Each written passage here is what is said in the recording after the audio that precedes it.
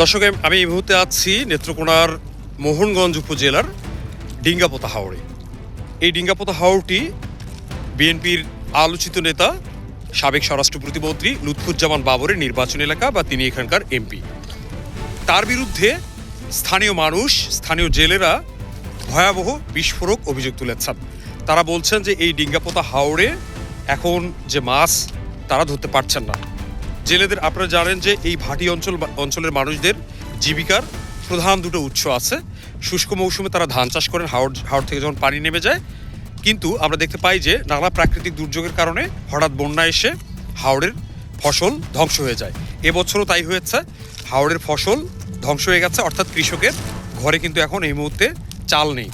ফলে কৃষকের একটা বিকল্প উপায় ছিল যে হাওরে যখন পানি চলে আসে তখন তারা এখানকার মাছ আহরণ করে তারা জীবিকা নির্বাহ করতে পারেন বা সারা বছর চলতে পারেন, কোনো রকম কষ্টে সৃষ্টি চলতে পারেন।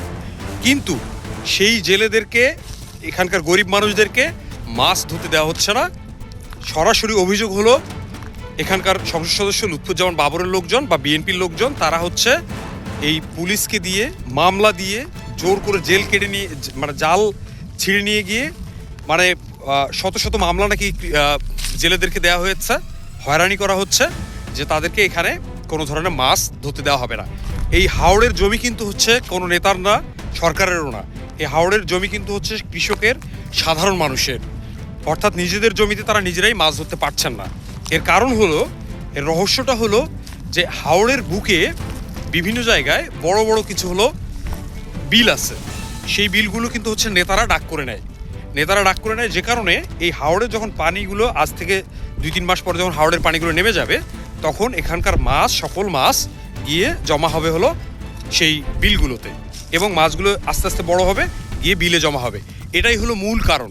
নেতারা বিল ডাক করেছেন যে কারণে বিলে তাদের পকেট ভরবার জন্য, তাদের বিলকে শক্তিশালী করবার জন্য তারা তাদের মানে মুনাফা করার জন্য তারা পুলিশ দিয়ে, প্রশাসন দিয়ে, তারা মামলা দিয়ে, আইনি কিন্তু এটা কোনো কোথাও বলা নেই যে কৃষকরা বা এখানকার জেলেরা, গরিব মানুষরা হাওড়ের মাছ ধরতে পারবেন না। সরকারের নিয়ম হলো যে 1 মাস হাওড়ে মাছ শিকার করা যায় না।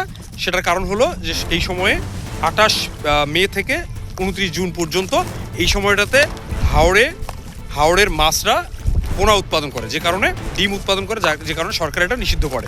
এবং সেই সময়টা কিন্তু সরকার প্রণোদনাও দেয়। কিন্তু সেই সময়টা কিন্তু 1 মাস আগে পেরিয়ে গেছে। আর পেরিয়ে যাওয়ার পরে, মানে সরকার নির্ধারিত সময় কিন্তু 1 মাস আগে পেরিয়ে গেছে। যাওয়ার পরেও এখানকার জেলেরা, এখানকার গরিব মানুষ তাদের নিজেদের জমিতে, তাদের হাওড়ে উন্মুক্ত জলাশয়ে মাছ শিকার করতে পারছে না, মাছ ধরতে পারছে না। যে কারণে এখানে একটা হাহাকার পরিস্থিতি সৃষ্টি হয়েছে। এখানকার যারা আপনারা হয়তো জানেন যে এই অঞ্চলে কিন্তু লুৎফুজ্জামান বাবর ব্যাপকভাবে জনপ্রিয়। তিনি এখানকার অপ্রতিদ্বন্দ্বী একজন নেতা। ফলে তাকে যারা ভোট দিয়েছেন, তার যারা সাধারণ ভোটার কিংবা বিএনপির কর্মী, তারা পর্যন্ত ভয়াবহ বিস্ফোরক অভিযোগ করছেন এখানকার বিএনপি নেতাদের বিরুদ্ধে, যে তারা এই শুধুমাত্র নিজেদের পকেট ভারী করবার জন্য তারা পুলিশ প্রশাসন দিয়ে সাধারণ দরিদ্র মানুষকে এভাবে হয়রানি করছেন, তাদের পেটে লাথি মারছেন।